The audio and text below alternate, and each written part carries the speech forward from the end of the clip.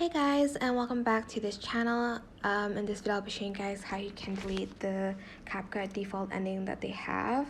It's gonna like show up every time if you don't turn it off. So as you can see, this is like the default ending, and like if you open up a new project, it's just going to show up every time you open up like a new video, I guess.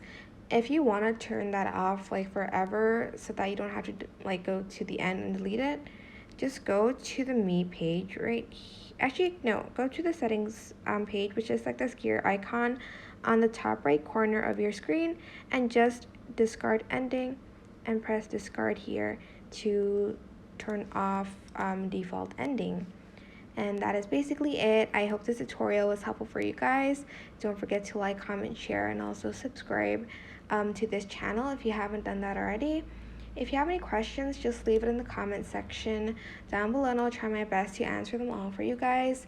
And if you found this video helpful, please click the thanks button above the description box down below. Thank you so much for watching. Bye!